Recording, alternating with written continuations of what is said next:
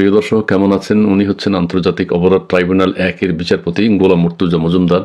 খুবই ভালো মানুষ। এই যে একটা টাই গুলিস্তান থেকে নিয়েছেন, মনে হয় টাইটা ঠিক মতো পড়তে পারেননি, তার মানে একদম সহজ সরল সাধারণ মানুষ। ঠিক আছে, তাকে জোর করে এনে আন্তর্জাতিক অপরাধ ট্রাইব্যুনাল ১-এর বিচারপতি বানিয়ে দেওয়া হলো। তিনি কখনো এইভাবে রায় টায় দেননি কখনো। প্রিয় দর্শক, কেমন আছেন? আশা করছি ভালো আছেন। আন্তর্জাতিক অপরাধ ট্রাইব্যুনাল ১ নিয়ে কিছু কথা বলতে চাই। এই অপরাধ ট্রাইব্যুনাল ১-এর বিচারপতি হচ্ছেন গোলাম মুর্তুজা। শেখ হাসিনার পক্ষের আইনজীবী হচ্ছেন এই যে আমির হোসেন। তাদের একটা কথোপকথন ফাঁস হয়ে গেছে, ভিডিও ফাঁস হয়ে গেছে। অর্থাৎ ক্যামেরার বাইরে তারা যে কথা বলেন, তারা বুঝতে পারেন না যে অডিও বা ক্যামেরা চালু আছে। রাষ্ট্রপক্ষের আইনজীবী, আসামি পক্ষের আইনজীবী দুজনই জামাতের আন্তর্জাতিক অপরাধ ট্রাইব্যুনালে। আমার এই বক্তব্যটা আপনারা সাম্প্রতিক সময়ে শুনেছেন, কিন্তু এই বক্তব্যের জন্য আমাকে অনেক ধরনের হ্যারাসমেন্ট পোহাতে হচ্ছে। অনেক জায়গা থেকে ফোন আসছে, অনেক জায়গা থেকে চাপ আসছে যে এই বক্তব্যটা ভুল বক্তব্য, এই ধরনের স্টেটমেন্ট দেওয়ার জন্য। আজকে আমি সেই বিষয়ে কথা বলছি। এবার বাংলাদেশ আন্তর্জাতিক অপরাধ ট্রাইব্যুনালের ভয়ঙ্কর রহস্য ফাঁস করলেন। সম্মানিত দর্শক, আসসালামু আলাইকুম। ভিডিওটা যে যেখান থেকে প্লে করেছেন তাদেরকে অসংখ্য অসংখ্য ধন্যবাদ। সম্মানিত দর্শক, প্রথমে আপনাদের মাঝে অল্প একটু ভিডিও দেখিয়েছি। সম্পূর্ণ ভিডিওটা আমি আপনাদের মাঝে তুলে ধরার চেষ্টা করছি। রিকোয়েস্ট করছি শেষ পর্যন্ত ভিডিওটা দেখবেন। এবার বাংলাদেশ ট্রাইব্যুনালের যে তথ্য ফাঁস করেছেন এই ভাই, সম্মানিত দর্শক, উনি যে কথাগুলা বলেছে, উনি যে এভিডেন্স দেখাচ্ছে, সেগুলা কতটুকু সত্য হতে পারে আপনারা সম্পূর্ণ ভিডিও দেখে আপনাদের মূল্যবান মন্তব্য কমেন্ট বক্সে কমেন্ট করে জানিয়ে যাবেন। সম্মানিত দর্শক, আপনারা দেখেছেন গত কয়েকদিন আগে সাবেক প্রধানমন্ত্রী শেখ হাসিনার মৃত্যুদণ্ড রায় দিয়েছিলেন বাংলাদেশ অপরাধ ট্রাইব্যুনাল থেকে, কিন্তু এরপর থেকে কিন্তু বেশ আলোচনা সমালোচনা চলতেছে বাংলাদেশ ট্রাইব্যুনাল নিয়ে। এবার যে ভয়ঙ্কর তথ্য ফাঁস করেছে, উনার কথাগুলো আমি আপনাদের মাঝে তুলে ধরার চেষ্টা করছি। সেখানে কি কি ঘটেছিল, কি কি ঘটতে পারে এবং কি কি ঘটেছে, সম্মানিত দর্শক, সব কিছু আমি ভিডিওর মাধ্যমে দেখাচ্ছি। অবশ্যই ভিডিওটা শেষ পর্যন্ত দেখে আপনাদের মূল্যবান মন্তব্য কমেন্টে জানিয়ে যাবেন। চলে না দেরি না করে আমরা সম্পূর্ণ ভিডিওটা আগে দেখে আসি। যে নাটক তারা করেন সবসময় সাংবাদিকদের সামনে বা দেশবাসীর সাথে, সেটি তারা কি কথা বলে একটু শুনেন, তারপরে বিস্তারিত ব্যাখ্যা করব। আপনি এখানে কথা বলে মিডিয়ার সামনে কথা বলেন, জিনিসটা তো তুই এখনো তো কোনো পর্যায়ে নেই। আমি কথা বলেন আপনার আশঙ্কা তারা না খালাস পাবে তা বলে নাই। বলছে যে আমি বিশ্বাস করি, যখন সাংবাদিকরা প্রশ্ন করে আমাকে যে আপনার আসামি খালাস পাবে কিনা, আমি বলেছি আমি বিশ্বাস করি যে আমার দৃঢ় বিশ্বাস যে আমার আসামি খালাস পাবো।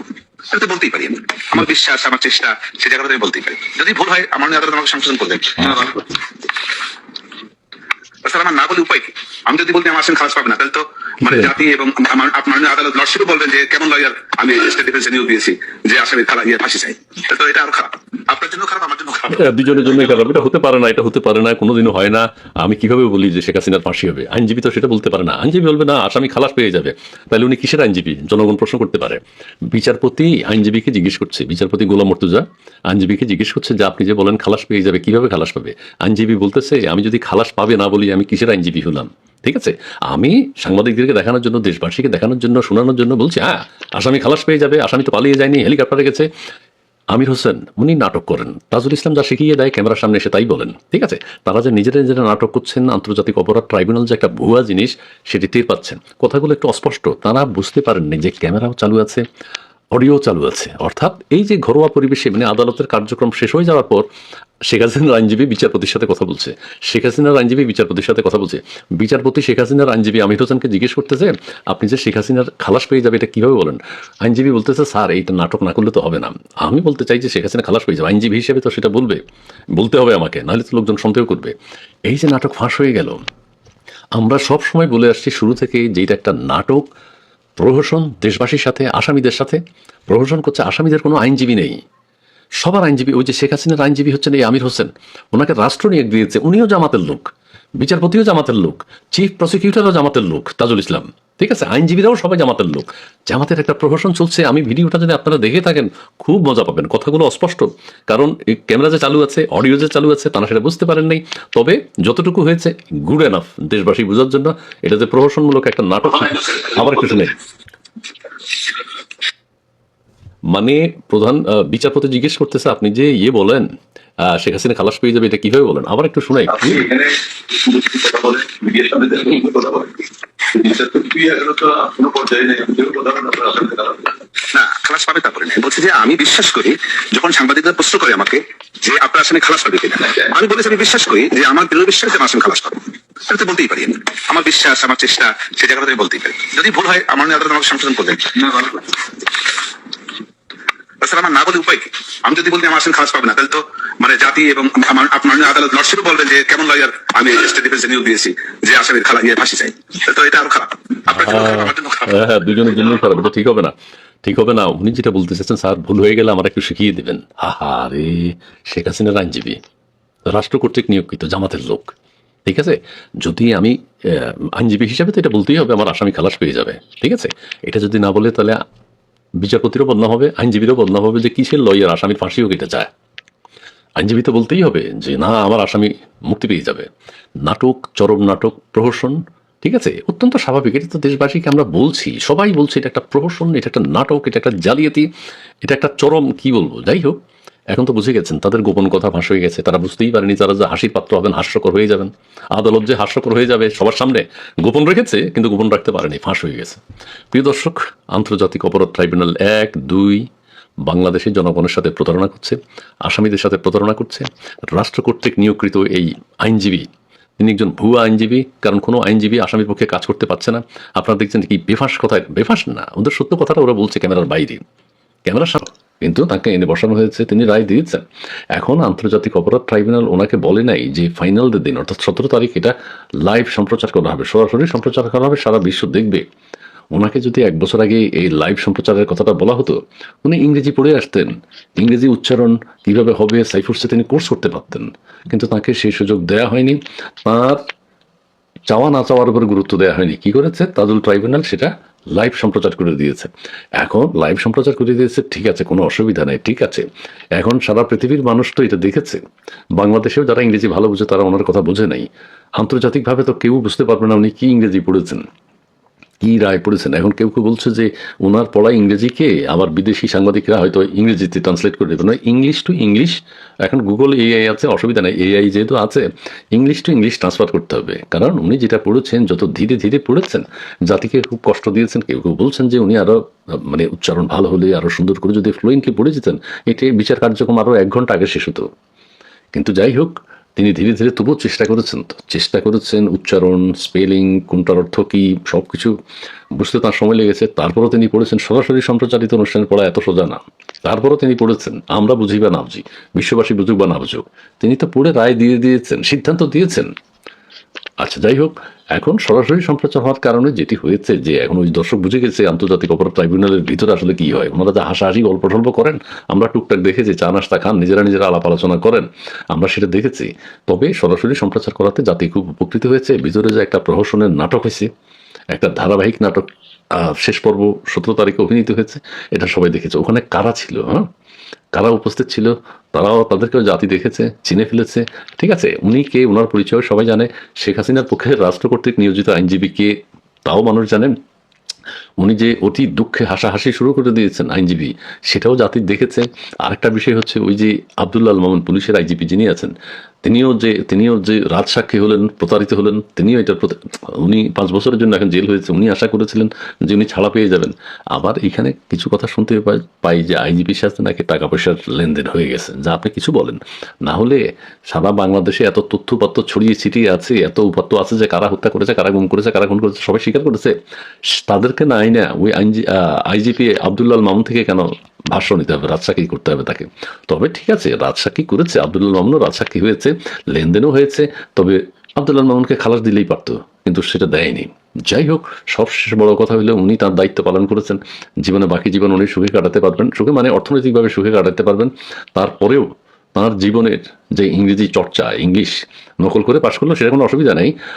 তবে উনি তো তারপরেও তো বিচার কার্যক্রম উনি শেষ করেছেন, তো ওনার পুরস্কার উনি পাইতেই পারেন, অবশ্যই পাবেন, সেটা পাবেন। উনি বাকি জীবন শান্তিতে কাটাবেন, সেই প্রত্যাশা আমরা করতেই পারি। এত বড় একটা রায় ঘোষণা করলো, টাইয়ের অবস্থা দেখেন, দাঁড়ানোর অবস্থা দেখেন, ব্লেজারের অবস্থা দেখেন। আরে অনেক কষ্টে ছিল। এই রায়টা ঘোষণা করার পর যদি কিছু অর্থনৈতিকভাবে স্বাবলম্বী হতে পারেন, কিছু না, ভালোভাবেই স্বাবলম্বী হবেন। যাই হোক, তবু ওনার তো আত্মকর্মসংস্থানের একটা সুযোগ তৈরি হয়েছে। উনি তো আমাদের যে ক্ষুদ্র ঋণ নিতে হয়নি, ঠিক আছে। উনি উদ্যোক্তা হয়েছেন, এখন বড় ব্যবসা বাণিজ্য করতে পারবেন। তো ঠিক আছে, সেটা করুক। তবে সবশেষে আবারও দুঃখ প্রকাশ করছি আমাদের ওই আইনজীবী ইয়ের জন্য, কি ওনার নাম হলো আমির হোসেন। উনি এত কষ্ট করেছেন, 1 বছর যাবৎ কষ্ট করার পর ওনাকে শেষ বয়সে, শেষ সময়ে বীরসিক সাংবাদিকরা ওনার প্রশ্ন না করলেও পারতো যে ওনার তো মন খারাপ, উনি ক্ষুব্ধ না, উনি হেরে গেছেন, ওনার আসামি সর্বোচ্চ রায় হয়ে গেছে, উনি হেরে গেছেন, উনি তো ক্ষুব্ধ। এই মুহূর্তে ওনার প্রতিক্রিয়া নেওয়াটা উচিত হয়নি। যাই হোক, খুবই দুঃখে হেসে হেসে তিনি তার যন্ত্রণার কথাটা বলেছেন।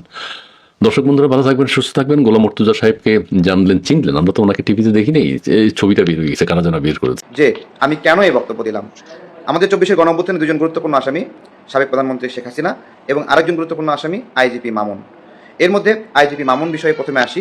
আইজিপি মামুন রাষ্ট্রপক্ষের আইনজীবী তাজুল ইসলাম সহ তার সহযোগীরা কাজ করছেন, এবং আসামি পক্ষের আইনজীবী কে আছেন জাহিদ বিন আমজাদ ল ল্যাব একটি প্রতিষ্ঠানের সিনিয়র অ্যাসোসিয়েট, এবং ল ল্যাব শিশির মনিরের একটি আইনি প্রতিষ্ঠান।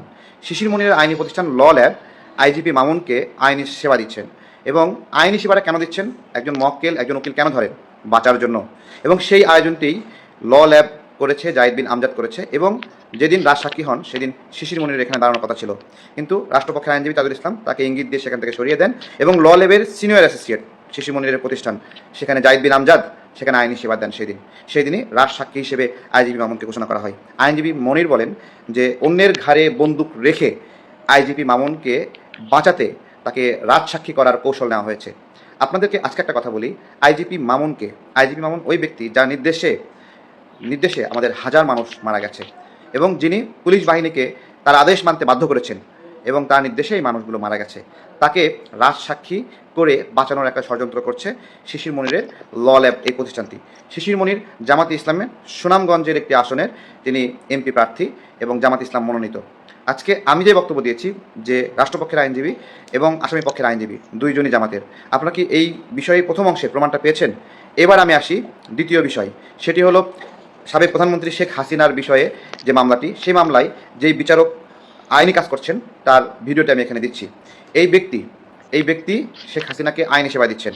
আমি অনেকভাবে খোঁজ নেওয়ার চেষ্টা করেছি যে শেখ হাসিনার পক্ষ থেকে এই ব্যক্তিকে আইনি সেবার জন্য নিয়োগ দেওয়া হয়েছে কিনা। আমি অনেকভাবে যাচাই করে পেয়েছি যে না, শেখ হাসিনার পক্ষে তাকে নিয়োগ দেওয়া হয়নি। তাকে কে নিয়োগ দিয়েছে? তাকে এই তাজুল ইসলাম ভাইরাই তারাই নিয়োগ দিয়েছেন যে শেখ হাসিনার পক্ষেও একজন থাকা উচিত সেই হিসাবে। দেখুন, আমরা কেউই অস্বীকার করতে পারবো না যে 24-এ আবু সাইদ মারা যায়নি, ওয়াসিম মারা যায়নি, অথবা অন্যান্য যারা আছে তারা মারা যায়নি, এটা তো অস্বীকার করা যাবে না। তারা অবশ্যই গুলিতে নিহত হয়েছে, আইন শৃঙ্খলা রক্ষাকারী বাহিনী তাকে গুলি করে হত্যা করেছে, এবং শত শত নয় হাজার মানুষকে এভাবে হত্যা করা হয়েছে। আমরা কেউই এটা অস্বীকার করতে পারবো না। এবং আমিও এই গণ অভ্যুত্থানে গুলিবিদ্ধ একজন মানুষ, এবং আমি রিমান্ডের শিকার হয়েছি এবং অমানসিক নির্যাতন এবং নিপীড়নের শিকার হয়েছি। আমার যেখানে প্রশ্ন, সেই প্রশ্নটা হলো ন্যায় বিচার নিয়ে, আইন নিয়ে, যে সঠিক বিচারটা যেন হয় এবং আমাদের এই গণ অভ্যুত্থানের গায়ে যেন কালিমা না লাগে। আমি মনে করি এই যে ল ল্যাব, শিশির মনির, জাহিদ বিন আমজাদ, তারা যে আইজিপি মামুনকে সাপোর্ট দিচ্ছে, এইটা আমাদের গণ অভ্যুত্থানের পরবর্তী একটা বিষয়। এটা একটা অনৈতিক বিষয়। আপনি বলতে পারেন যে আইনজীবী হিসেবে এই সেবা দিতেই পারে, কিন্তু আমি বলি আইনজীবী হিসেবে পারে, কিন্তু ন্যায়ের পক্ষে আইনজীবী এইটা পারে না। এটা হলো আমার অবজারভেশন। এবার আসেন যেই বিষয়টি বলছি যে আমাদের এই বিচার প্রক্রিয়া কেন প্রশ্নবিদ্ধ। আমি কেন বলেছি যে আসামি পক্ষের আইনজীবী এবং রাষ্ট্রপক্ষের আইনজীবী দুইজনই জামাত থেকে এসেছে। এবার আপনারা আসেন, এই অংশে একটি ভিডিও দেখাচ্ছি আপনাদেরকে, এই ভিডিওটি আপনারা দেখেন। আপনি এখানে কথা বলেন, মিডিয়ার সামনে কথা বলেন, বিচার তো 2011 কোনো পর্যায়ে নেই, কথা না খালাস পাবে তা বলেন। বলছি যে আমি বিশ্বাস করি, যখন সাংবাদিকরা প্রশ্ন করে আমাকে যে আপনার আসলে খালাস পাবে কিনা, আমি বলেছি আমি বিশ্বাস করি যে আমার দৃঢ় বিশ্বাস আমার আসলে খালাস পাবে। তো বলতেই পারি, আমি আমার বিশ্বাস, আমার চেষ্টা, সে জায়গাটা আমি বলতেই পারি। যদি ভুল হয় আমার নিয়ে আমাকে সংশোধন করবেন। তাছাড়া আমার না বলে উপায় কি? আমি যদি বলছি আমার আসলে খালাস পাবে না, তাহলে তো মানে জাতি এবং মাননীয় আদালত লর্ডশিপও বলবেন যে কেমন লয়ার আমি স্টেট ডিফেন্সে নিয়োগ দিয়েছি যে আসামি ফাঁসি চাই। তো এটা আরো খারাপ, আপনার জন্য খারাপ, আমার জন্য খারাপ। যেই ভিডিওটি আপনারা দেখছিলেন, সেই ভিডিওতে এই আইনজীবী তিনি শেখ হাসিনার পক্ষের আইনজীবী হিসেবে এখানে লড়াই করছেন। আমি খুব করে জানার চেষ্টা করেছি যে তিনি শেখ হাসিনা কর্তৃক নিয়োগপ্রাপ্ত হয়েছেন নাকি। পরবর্তীতে জানতে পারলাম যে তিনি শেখ হাসিনার পক্ষ থেকে নিয়োগপ্রাপ্ত হননি এবং রাষ্ট্রের পক্ষ থেকেই নিয়োগ দেওয়া হয়েছে। আমি তাকে কেন একটি আপনার হলো ষড়যন্ত্রের অংশ মনে করছি এই বিচারিক প্রক্রিয়ায়, বা ব্যাঠিক বলছি, ব্যাঠিক এভাবে বলা যায়, যে আমি যে জিনিসটা এখানে খুঁজে পেলাম যে শেষের দিকে আপনারা দেখলেন যে তিনি বিচারকের সঙ্গে হাসছেন, যে তিনি যদি শেখ হাসিনার খালাসের বিষয়ে মতামত না দেন তাহলে তো দেশের মানুষ হাসবে। আমার আপনাদের কাছে একটা প্রশ্ন, দেশের মানুষ হাসবে এবং এই যে বিচারক এবং শেখ হাসিনার পক্ষে আইনজীবী যাকে দেখানো হয়েছে, এটা কি আপনাদের কাছে স্বাভাবিক মনে হচ্ছে? আমার কাছে স্বাভাবিক মনে হচ্ছে না। সম্মানিত দর্শক, এই যে ভিডিওগুলা দেখেছেন, ওনার কথাগুলা শুনেছেন, উনি যে কথাগুলা বলেছে বাংলাদেশ অপরাধ ট্রাইব্যুনাল নিয়ে, কথাগুলা কতটুকু সত্য এবং কথাগুলা কতটুকু যুক্তিসঙ্গত বলেছে, সেটা আপনারা দর্শক কমেন্ট বক্সে কমেন্ট করে জানিয়ে যাবেন। সম্মানিত দর্শক, এই ভিডিও থেকে আমি বিদায় নিতে যাচ্ছি। পরবর্তী কোনো একটা ভিডিওতে আপনাদের সাথে দেখা হবে। সে পর্যন্ত সবাই ভালো থাকবেন, সুস্থ থাকবেন। আসসালামু আলাইকুম।